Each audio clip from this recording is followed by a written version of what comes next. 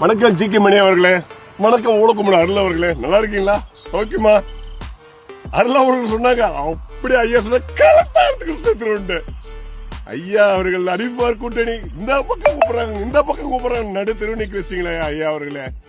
சில நண்பர்கள்லாம் சொல்லுவாங்க, என்ன சொல்லுவாங்க, அன்புமணி அவர்களை வந்து அப்பாவுக்கு துரோகம் பண்ணிட்டாங்க, அந்நியார் துரோகம் பண்ணிட்டாங்க, இப்படி கூட கேவலமா அது இதுன்னு பேசுவீங்க. நான் என்ன கேக்குறேன்னா, ஜி கே மணி மருத்துவர் ஐயா அவர்கள் அறிவிச்சு பண்ணி ஜி கே மணி தேலாபுரத்தோட்ட பக்கம் போல, அருள் அவர்களும் போல, உன்ன மொழ மாதிரி பிடிச்சி எவனுமே போல. நான் என்ன கேக்குறேன்னா, இன்னைக்கு ஐயா கூட்டணி பிடிக்கல, அது பிடிக்கல, இது பிடிக்கல சொல்ற என்னுடைய வாட்ஸ்அப் இது ரெக்கார்டிங்கோட ஒரு வீடியோ ஒன்று பார்த்தேன் அருள் அவர்களே. நான் என்ன சொல்றேன்னா, ஐயா அடிக்காரத்துக்கு செலுத்திடும் நாட்டுக்கு செலுத்த வேண்டியதுதான் உன் லட்சணம் புண்ணியா. ஒரு மனசாட்சி இல்ல ஒண்ணு.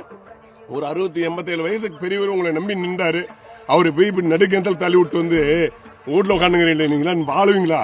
நல்லா இருப்பீங்களா? நீ ஏன் நீ தான் சாப்பிட நல்லா இருப்பியா? நல்லா இருப்பியா? நீங்களா நல்லா இருப்பீங்களா? ஜி கே மணி ஆட்டு நீ ஆட்ட ஒண்ணு இருக்கு, நல்லா இருக்க முடியுமா? உண்மையிலே ஐயாவோட குடும்பத்தோடைய சாபத்தில் வந்து நீங்க நிம்மதி ஏமானம் வாழ முடியாது, வாழ சரித்திரம் கிடையாது, வாழ விட மாட்டாங்க. நன்றி, வணக்கம்.